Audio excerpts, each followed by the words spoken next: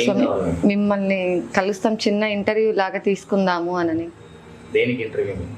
అంటే మీరు అఘోరా అని చెప్పనని చూసాం కదా, దాని గురించి తీసుకుందాము నేను అని. బయట ఎక్కడ మీకు అఘోరా కనపడినాయి? మిమ్మల్ని శ్రీశైలంలో చూసాం స్వామి మేము. ఇక్కడ ఉన్నారని తెలుసుకున్నాం. 4 రోజుల నుంచి కనుక్కుంటే గానీ మా వాళ్ళు ఇక్కడ ఉన్నారని చెప్పారు. ఈ అడ్రస్ కనుక్కోవడానికి 4 రోజులు పట్టింది మాకు. శ్రీశైలంలో ఎక్కడ చూసారు మీరు నన్ను? అంటే మీరు రోడ్డు మీద వెళ్ళేటప్పుడు చూసాము. తర్వాత శ్మశానం దగ్గర మీరు కూర్చొని జపం చేస్తా అలా ఉంటే చూసాము. రామేశ్వరంలో మా వాళ్ళు ఉన్నారు, మీరు అక్కడ బీచ్ ఒడ్డున పూజలు చేస్తూ ఉన్నారంట కదా, అవును. అప్పుడు మా వాళ్ళు కొంచెం అలా చెప్పారు. కొంచెం ఏం మాకు కావాలి మీకు ఇప్పుడు? అంటే మీ గురించి కొంచెం తెలుసుకొని మా ప్రజలకు తెలియచేయాలి అని అంతే. మా గురించి తెలుసుకోవడం చాలా కష్టం, కొంచెం ఎందుకంటే మా గురించి మేము ఏ వివరాలు మీకు ఇయ్యం.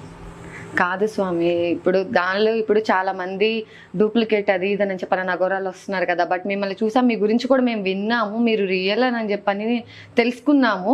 అందుకే దాని గురించి మాట్లాడదాం. మీరు ఏదైనా చెప్తే మా ప్రజలకి కూడా యూజ్ అవుతుంది కదా అన్న ఉద్దేశంతో వచ్చాం. ఇప్పుడున్న ప్రపంచం తీరుని బట్టి మనుషులు చంపుకొని తినే రోజులు ఇవి. దైవాన్ని నమ్మే ఇదిలో జనాలు లేరు. నిజాన్ని బయట పెట్టే స్థితిలో మేము కూడా లేము. నిజాన్ని మేము బయట పెట్టినా అది అబద్ధమని మాట్లాడే జనం మాత్రమే ఉన్నారు ఇప్పుడు.